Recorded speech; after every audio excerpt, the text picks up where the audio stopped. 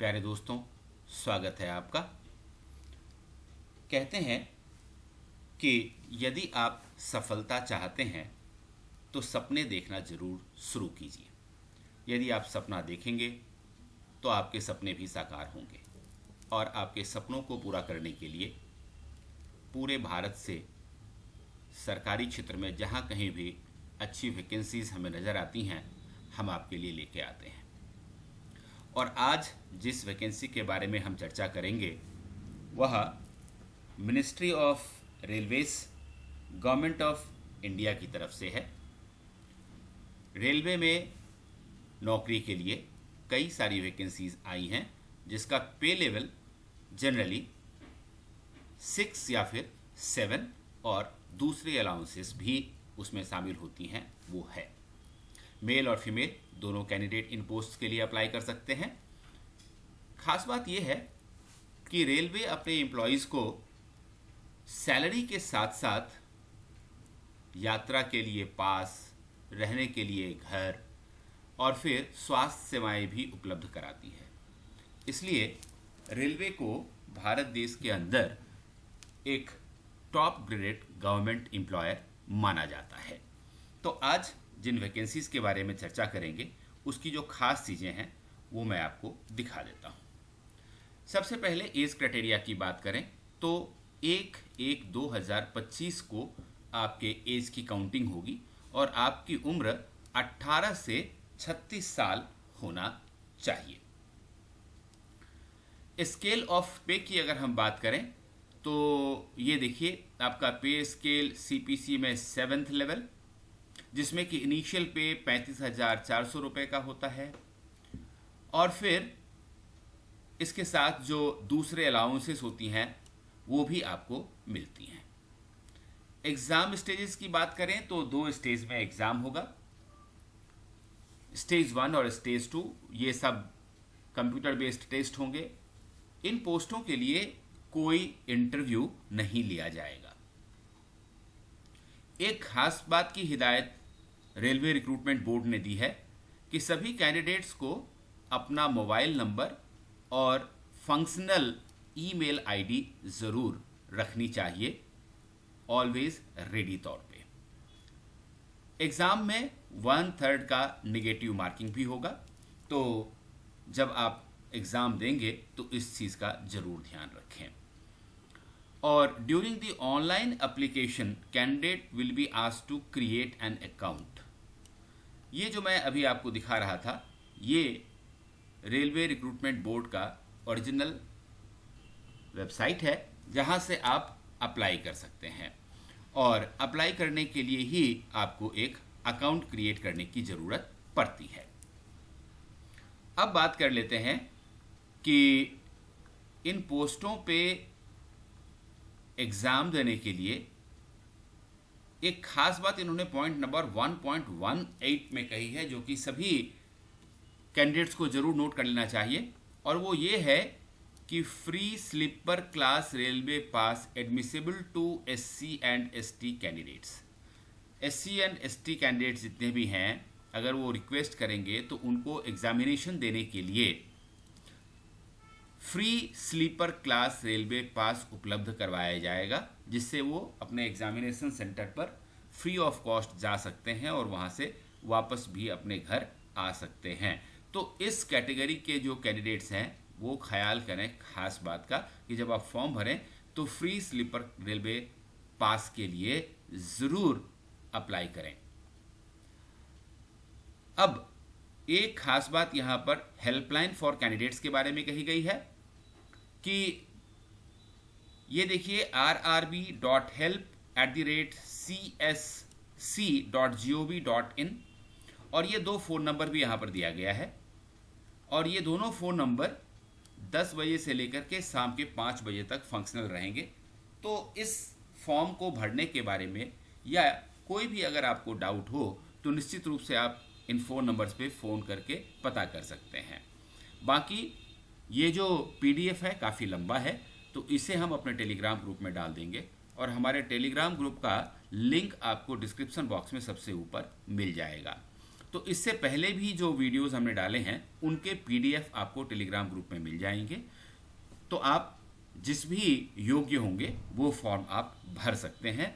तो सारे पीडीएफ देखने के लिए आप हमारा टेलीग्राम ग्रुप ज़रूर ज्वाइन कर लीजिए। तो ये आपको मैंने हेल्पलाइन के बारे में बता दिया। अब खास बात जो बताई गई है वो एज लिमिट के बारे में है। ये देखिए, यहाँ जो पोस्ट्स हैं chemical supervisor, research and metrological supervisor, और इन दोनों पोस्टों के लिए 18 to 33 ईयर्स का रखा गया है नॉर्मल कोर्स में।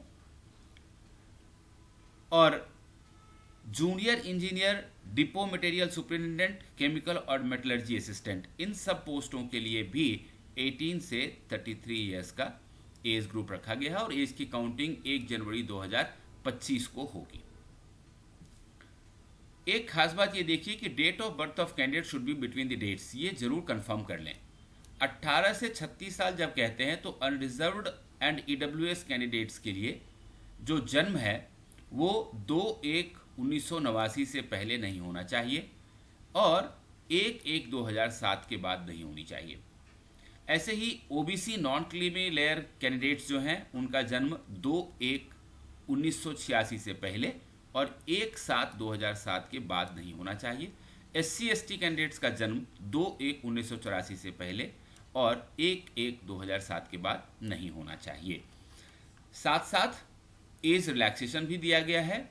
SC/ST को 5 साल, OBC NCL को 3 साल, एक्स सर्विसमैन को टोटल लेंथ ऑफ सर्विस में से 3 साल घटा दिया जाए और अलग अलग कैटेगरीज के हिसाब से 3 से लेकर 8 साल तक की छूट उनको दी गई है। PWD कैंडिडेट्स को भी उनकी कैटेगरी के हिसाब से 10 साल से 15 साल तक की छूट दी गई है। और रेलवे में जो लोग पहले काम करते थे या जो लोअर स्टैंडर्ड में काम कर रहे हैं उनको भी 40 साल से 45 साल तक की छूट दी गई है कि इस एज तक वो फॉर्म भर सकते हैं। इस तरह से फीमेल कैंडिडेट्स को देखिए अनरिजर्व कैटेगरी में 35 ईयर्स की छूट दी गई है, OBC में 38 तक और SC/ST कैटेगरी के वुमेन कैंडिडेट्स को 40 साल की एज तक फॉर्म भरने की छूट दी गई है। तो ये आप जिस कैटेगरी में पढ़ते हैं उस कैटेगरी के हिसाब से इसको जरूर पता कर लें। अब बात कर लेते हैं एग्जामिनेशन फीस की।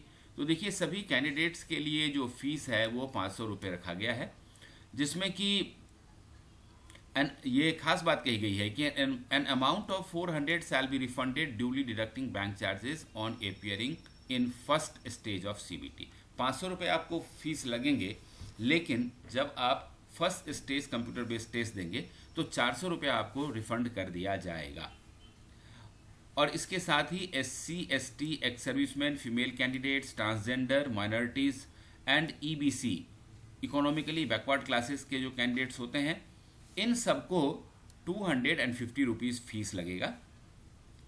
और ये जो फीस है इस कैटेगरी के सीरियल नंबर 2 की कैटेगरी में जितने कैंडिडेट्स आते हैं उन सबको फर्स्ट स्टेज CBT के बाद ये 250 रुपये भी वापस कर दिया जाएगा। तो कहने का मतलब ये हुआ कि SC/ST, ex serviceman, female, transgender, minorities ये जो कैंडिडेट्स हैं इनको फ्री में ही इनका काम हो जाएगा। और जो दूसरे कैंडिडेट्स हैं जनरल कैटेगरी के उनको इफेक्टिवली 100 रुपये फीस देनी पड़ेगी। ये बात सीधे सिंपल टर्म में समझ लीजिए। और 7.4 में ये बात कही गई है रिफंड ऑफ एग्जामिनेशन फ़ी के बारे में कि आपको अपना name of the bank, name of the account holder, IFSC code, account number, ये सब बहुत क्लैरिटी के साथ लिखना चाहिए, क्योंकि आपका 400 जनरल कैटेगरी के कैंडिडेट्स के लिए और दूसरे कैंडिडेट्स को 250 रुपये रिफंड किया जाएगा first stage computer based test के बाद। अब बात करते हैं कि एग्जामिनेशन का जो इनका पैटर्न है वो किस तरह से रहेगा। रिक्रूटमेंट प्रोसेस के बारे में हमने बात कर ली। रिक्रूटमेंट प्रोसेस में पहला CBT 1 और दूसरा CBT 2 होगा। उसके बाद आपका डॉक्यूमेंट वेरिफिकेशन होगा, फिर आपका मेडिकल एग्जामिनेशन किया जाएगा। और ये जो फर्स्ट स्टेज CBT होगा वो सभी के लिए कॉमन है, जो कि 90 मिनट्स का होगा। PWD कैंडिडेट्स को 120 मिनट्स 2 घंटे दिए जाएंगे अगर उनको स्क्राइब की ज़रूरत है तो, और टोटल 100 क्वेश्चंस होगा। ये सब्जेक्ट्स होंगे maths, general intelligence, general awareness, general science. तो ये PDF आप हमारे टेलीग्राम ग्रुप में ज़रूर देख लीजिए। और सेकेंड स्टेज CBT जो होगा उसमें उसी कैंडिडेट को बैठने दिया जाएगा जिनकी shortlisting first stage CBT exam में होगा। और फर्स्ट स्टेज सीबीटी एग्ज़ाम में 15 टाइम्स, जो टोटल नंबर है उसका 15 टाइम्स कैंडिडेट्स को लिया जाएगा। यहाँ पर में टोटल 2 घंटे का समय सबको मिलेगा, और पीडब्ल्यूडी कैंडिडेट्स जो स्क्राइब यूज़ करेंगे उनके लिए 160 मिनट्स मिलेगा, और नंबर ऑफ क्वेश्चन 150 होगा। ये सेकेंड स्टेज की बात है। अब इसका भी जो सिलेबस रहेगा वो सारा विस्तार से यहाँ लिखा हुआ है, इसको आप स्क्रॉल डाउन करके देख सकते हैं, और हमारे टेलीग्राम ग्रुप में भी इसको आप देख सकते हैं। ये जो सारे पोस्ट हैं मैंने आपको बताया कि मिनिस्ट्री ऑफ रेलवेज की तरफ से ये CEN central employment notice number 3/2024 है, और ये देखिए कि इसमें ओपनिंग डेट ऑफ एप्लीकेशन 30 जुलाई 2024 था, क्लोजिंग डेट 29/8/2024 है, और अगर आप एडिट करना चाहते हैं अपने फॉर्म के लिए तो 30 अगस्त से लेकर के 8 सितंबर तक खुला रहेगा विंडो। ये इन्फॉर्मेशन इन्होंने दी है। अब पोस्ट की बात कर लेते हैं, तो ये देखिए chemical supervisor, research and metrological supervisor और रिसर्च के लोगों को भर्ती किया जाएगा, जिसका पे लेवल 7 होगा। इनिशियल पे उनका 44,900 जो अदर अलाउंसेस होंगे। एज 18 to 36 ईयर्स होगा, और ये recruitment railway recruitment board Gorakhpur के लिए है, सिर्फ गोरखपुर यूपी में है। और इसके अलावा junior engineer, depot material superintendent and chemical and metrological assistant के पोस्ट हैं, जिसका पे लेवल 6 है। इनिशियल पे 35,400 प्लस दूसरे अलाउंसेस होंगी, और पहले वाले सीरियल नंबर पे जो पोस्ट हैं उनकी संख्या 17 है, लेकिन जूनियर इंजीनियर और दूसरे पोस्ट की संख्या 7,934 है। सो कुल 7,951 पोस्ट है। तो इन पोस्टों के लिए आप अप्लाई कर सकते हैं। बाकी का जो डिटेल है वो हम आपको दिखा चुके हैं। और एक बात मैं आपको ये बता देता हूँ कि अप्लाई करने के लिए यहीं आपको जाना है, अप्लाई पे क्लिक करिए, यहाँ पर क्रिएट एन अकाउंट पर एक क्लिक करिए, और उसके बाद ये सारा भर करके यहाँ पर में आप अपना डिटेल भरेंगे तो आपका रजिस्ट्रेशन हो जाएगा, और उसके बाद फिर आगे आप फॉर्म भर पाएंगे। साथ ही अगर इसी वेबसाइट के ऊपर अगर आपको ये वाला PDF देखना हो तो ये देखिए लेटेस्ट अपडेट के नीचे 38 जुलाई 2024 पर recruitment of various post of junior engineer, DMS और CMA, इन सारे चीज़ों का यहाँ पर मैं ये PDF दिया हुआ है जो मैंने आपको अभी दिखाया, और ये आप यहाँ से भर सकते हैं। तो फॉर्म भरिए और तैयारी शुरू करिए। All the best.